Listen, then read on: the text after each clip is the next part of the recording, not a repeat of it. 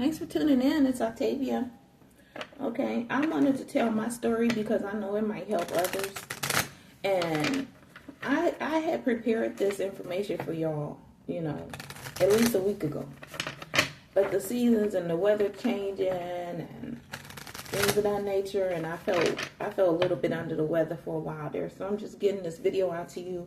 And I already seen a little bits and pieces of, some similarity to the storyline circulating around on YouTube, Terroville, however you want to label it already. So my story is, in the 90s, I went into the Section 8 office. Not even the Section 8 office. I went into the office to have the interview, right? For what we call back then welfare.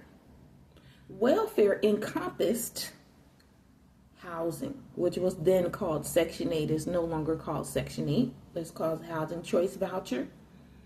Would encompass WIC if you're a pregnant mom expecting, or you just recently had a child and that child needs to have the first year dairy products, as in milk or similar things of that nature. It encompassed food stamps because they were still food stamps back then, and they gave you a little packet of $1, $10, $20, and $50 until it added up to how much you needed for you and your family. Now, mind you, I had been working. I had a great job, but I couldn't afford the health care because this was before companies were automatically giving health care to people, right? So it was something that they provided us information for, but you as an employee had to purchase it and pay for it and such. So what I ended up doing, because I was so sick, because this particular pregnancy I had extreme nausea and vomiting, and of course then I didn't have enough to eat, so then I didn't have any energy, and then I would go to work and I would think I'd be good, okay, I'm gonna sip on this, I'm gonna try to smell this little smelling thing to fight the nausea. Next thing I know, I'm running out, I'm nauseous, I'm about to pass out, I'm about to faint, right? And I'm unable to come back to work after lunch, and so I had to relieve myself from that position, and that made me sad. So anyhow, that's how I ended up on welfare. So I was a young soon-to-be mom. I had some years of college under my belt. I had attended college for a couple of years already. And like I said, I had this pretty good job, but I didn't have health care. So it was suggested to me that I go and get this job. And my mom went with me to the interview, which was going to be a discussion about myself, my needs at the time, and my future child, right? Now, I was living in a state away from my baby's father at the time because that's where I was going to college at, and that's where I had found this great job at. So what happened was, I was like, okay, well, we're going to go in for this interview. And the woman was just calling names from her desk, right? So we were sitting there with our number. I'm thinking she's going to call my number on the little ticket. She was calling names. So the people would hop up and go in, and it was this mom, this white lady, and her adopted child, or what appeared to be her adopted Black or African child. This girl, very, very heavy, overweight, overset, looked like Gabourey, Sidebe, exactly like her, and an older white woman in her 50s, or she could have been in her 40s. I don't know. White women sometimes look a little older. I don't know if you feel that way. That's how I feel. They sometimes look older than their age based on how they wear their hair and their makeup. And it was the 90s, right? So it was a different time. And they kept running into this woman's office before the people whose names were called could go into the office, right? So it took me many, many years to realize that when that woman called my name, and this mom, this white lady, and this adopted or foster child or whomever this girl was, trying to appear pregnant, she just looked very obese to me, ran into the office, before I did, just like she had did several other people. And then the woman behind the desk kept saying, they keep doing this. I don't know. I'm going to make you leave, blah, blah, blah, blah, blah. But she never did. She never made them leave. They knew that wasn't their name being called. This is a government, federal, state, local scam. Those people who kept running into her office prior to the names being called were part of it with the caseworker sitting behind that desk. And you know why I say that? You want to know why I say that? And at the time, I didn't think she knew anything about it. I swear to God, I didn't think she knew anything about it. Wow. So this is what they were trying to do. Have some type of rights or authority over my account within welfare. But first card out was breaking up. Break up, separation, stop the pattern. Abandonment, right? Because they were trying to have some type of power of attorney over my welfare account.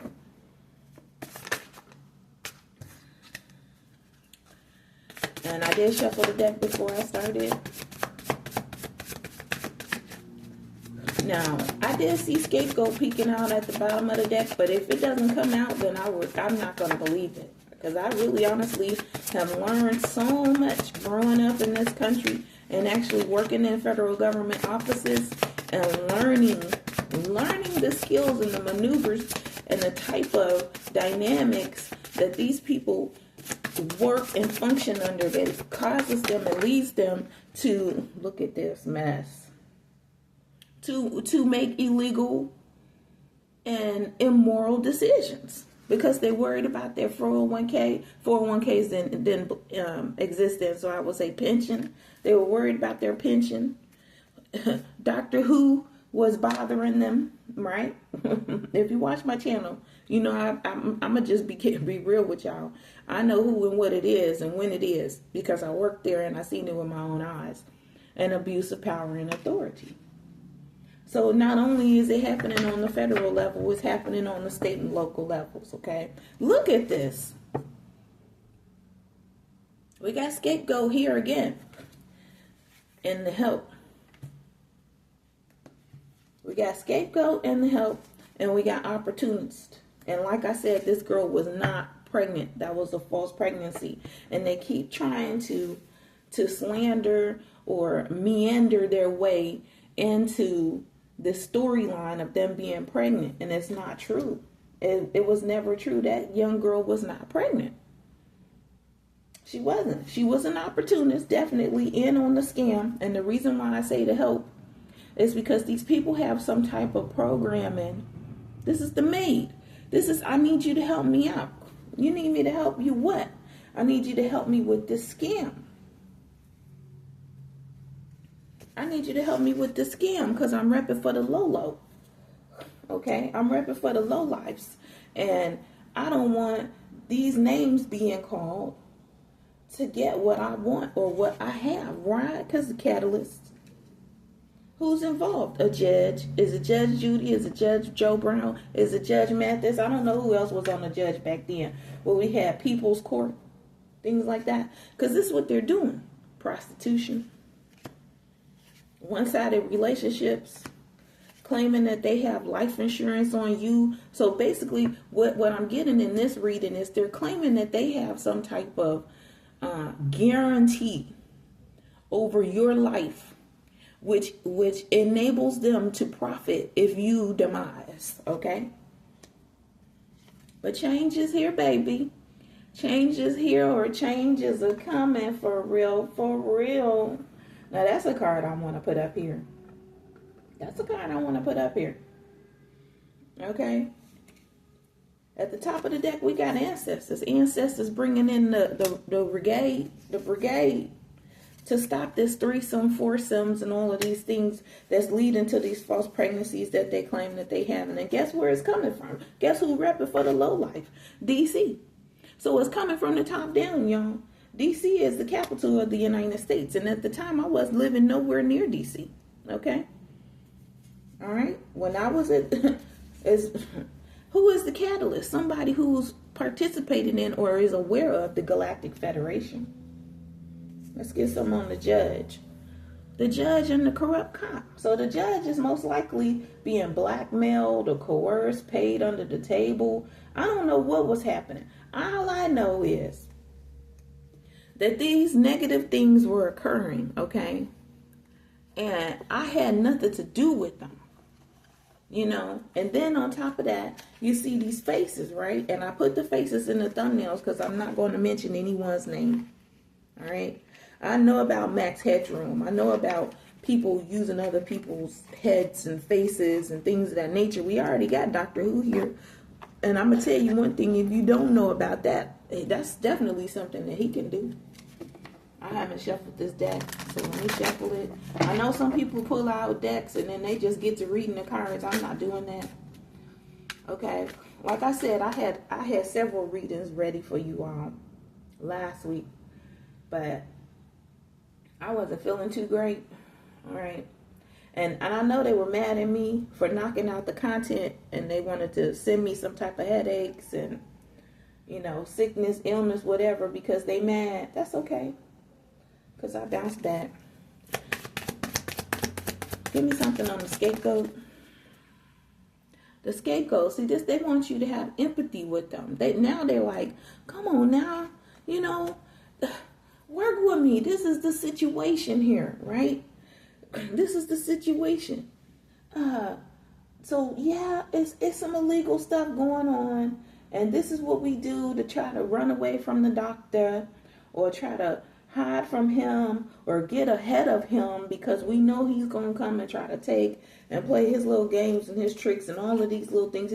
Come on now. No, because then they're going to try to run away and put all of their crimes and criminality and criminal behavior off onto you. And who does the same thing? The doctor. So the help does that. The opportunist does that. They're like, come on now, work with me. I'm being honest. I'm trying to be honest with you. I don't think so.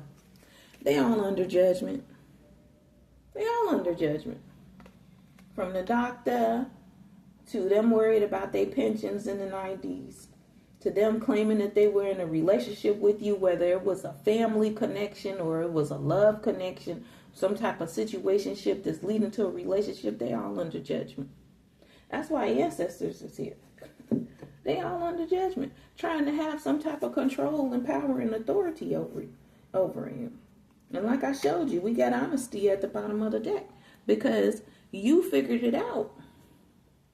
Some people here and there led me to make this video so that I could let other people know and be aware of what goes on when you have your interview with your caseworker, your social worker, whomever, whatever, over the phone. They all going through adversity for causing you adversity. For causing your children adversity, even your unborn child adversity. They all going to go through it. I'm hearing big time adversity, and we do not mean the circus tent. Okay? We do not mean the big tent at the circus. Opportunists. The opportunists got a self-esteem problem, right? So what they do is they throw themselves into the situation that has to do with you, so that they don't have to face themselves, they don't have to heal. What about the false pregnancy? What they do is they come stalk you. They leave the fake positive pregnancy test in your bathroom in some place or some place where you visit or slept at. That's the words I was looking for. Some place where you slept at, to claim that, to include you in their storyline of this false pregnancy, right? To place doubt. Because this is what they play with. This is what they toy with. The false pregnancy is to place doubt. You know. Well, we gotta continue to doubt. What is it that they doubt? Well, they doubt that there is a higher source. They doubt that there is a God. They doubt that God is a man or a woman. Why? Because they're prideful. They're prideful. They're full of pride. They rep it for the low based off of their pride and their ego.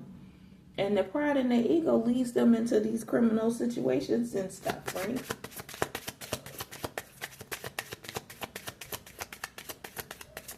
Ancestors are furious. They've been playing around, acting like you was down with the get down. Well, all in all, you had nothing to do with it. Nothing. The ancestors said, have courage. Because while I was shuffling to get catalyst, all I kept thinking about was my ancestors that's long and gone. The ancestors said have courage. And the catalyst as well. This Galactic Federation catalyst, or somebody who knows someone in the Galactic Federation or connects to the Galactic Federation, they're courageous. Yeah, they brave enough to commit a crime. Is that the kind of courage you want to follow? Okay, yeah, they brave enough to commit a crime. Yeah, and then that's how they have success with the judge and the corrupt cop. And the corrupt cop, they gonna go along with it. Why? Because fear, which is at the basis of all of these things. Everything from when it started, fear was at the basis of it. Why? Because they were afraid of Dr. Who, the doctor. They were afraid of him and his abuse of his power and his authority. Who else are they afraid of? Whomever else the doctor is pretending to be. Because like I said, the doctor is well known for pretending to be somebody else's head or face. That's what he does on the television show. But you best believe that that's actually what's happening. Don't think it's just for TV. Don't think it's just for TV. Oh, no, sir. No, sir. Because his whole thing is, how can I get away with this kind of stuff? How can I get away with this kind of stuff? And how can I get away with stealing somebody's life, guarantee of life, so I can keep doing these things and I don't have to heal? Well, I can just find a scapegoat. It enters the person who needs some type of welfare or some type of assistance for the pregnancy, right? I got off of welfare as soon as I had my child, all right? After my child got of appropriate age, actually, we stayed on WIC just to keep the milk, right? And then I decided I don't have to feed her that. And I decided to breastfeed. So do not think that everybody is out here to get on welfare just so that they can lounge around and not have to work and things of those nature. No, I got on welfare for health care. When I didn't need the health care anymore, because she and I were sick after the delivery. When we didn't need that anymore, I got off of it. And I refuse to allow this to linger. This is wrong and inappropriate. It's a scam. It is a scam from the top down. It's happening in District of Columbia, all across the United States, because the Department of State peeked his head out at me, because I do have a card that says that. And it's wrong. And like I said, we have changes here. I don't know if this is happening to you. I know that this is what has occurred in my life, so I'm just telling the story. Hopefully it helps someone else recognize that there has been a breakup to the whole situationship, relationship, whatever kind of ship that's been going on. False marriage, friendship, false family is fake, is wrong. All of the inner office scam stuff, that includes the people that work there, that's behind the desk. Whether you met with someone individually or you had to walk up to a window, know that the person even sitting at the front desk that just says, okay, what are you here for? They all in on it. They all in on it. And how is it happening? Because of what they know and what they're seeing spiritually in the dream state, right? Or within their workplace matrix.